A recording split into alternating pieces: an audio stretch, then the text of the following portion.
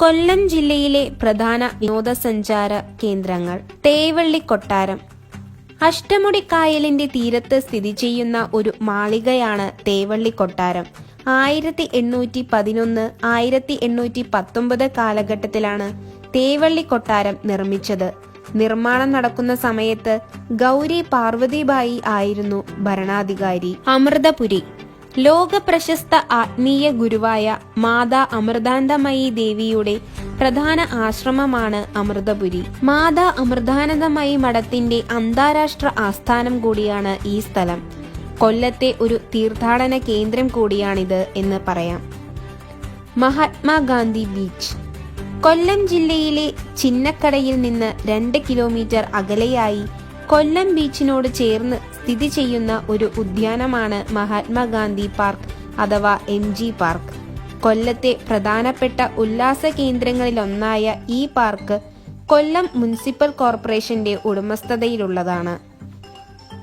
MG പാർക്കും അതിനോട് ചേർന്നുള്ള കടൽത്തീരവും കൊല്ലം ജില്ലയുടെ പ്രധാന വിനോദസഞ്ചാര കേന്ദ്രമാണ്. Jatayu earth centre. ചടയമംഗലം ജടായു പാറയിൽ 64 ഏക്കറിൽ നിർമ്മാണത്തിലിരിക്കുന്ന ഒരു പരിസ്ഥിതി ഉദ്യാനമാണ് ജടായു എർത്ത് സെന്റർ അഥവാ ജടായു നേച്ചർ പാർക്ക്. പൊതു സ്വകാര്യ പങ്കാളിത്തത്തിൽ നിർമ്മിക്കുന്ന കേരളത്തിലെ ആദ്യ വിനോദസഞ്ചാര പദ്ധതിയാണിത്.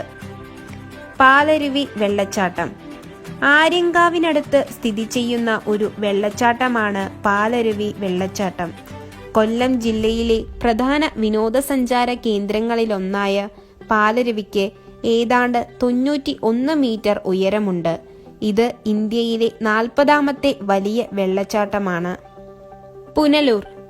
പുനലൂർ തമിഴ്നാട് സംസ്ഥാനവുമായി ഏറ്റവും സമീപം സ്ഥിതി ചെയ്യുന്ന നഗരമാണ്. കൊല്ലം നഗരത്തിൽ നിന്നും 45 കിലോമീറ്റർ വടക്ക് കിഴക്കും തിരുവനന്തപുരം നഗരത്തിൽ നിന്നും 65 കിലോമീറ്റർ വടക്കുമായി സ്ഥിതി ചെയ്യുന്നു.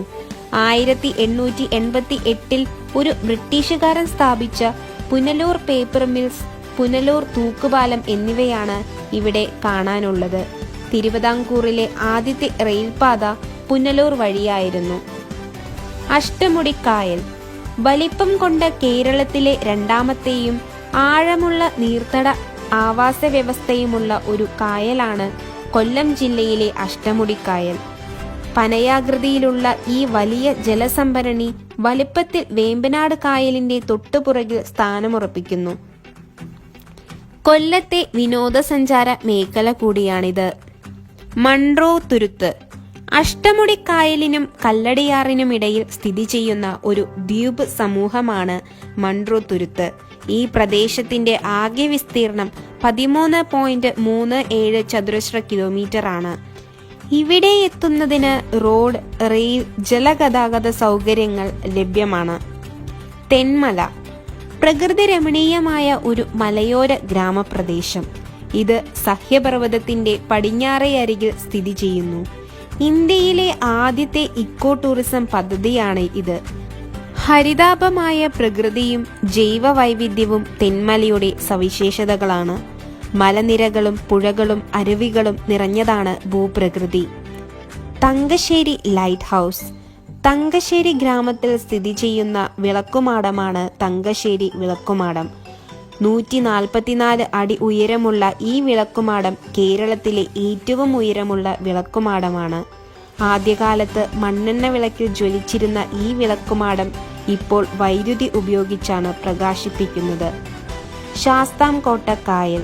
കേരളത്തിലെ ഏറ്റവും വലിയ ശുദ്ധജല കായലാണ് കൊല്ലം ജില്ലയിലെ കുന്നത്തൂർ താലൂക്കിലുള്ള ശാസ്താംകോട്ട കായൽ. ഹരിതമനോഹരമായ കുന്നിൻ പ്രദേശങ്ങളും കുന്നുകൾക്കിടയിലെ നെൽപ്പാടങ്ങളും ഈ ശുദ്ധജല തടാകത്തെ മനോഹരമാക്കുന്നു. ചുറ്റും പ്രകൃതി രമണീയമായ ശാസ്താംകോട്ട ക്ഷേത്രം ഈ കായലിനടുത്താണ്.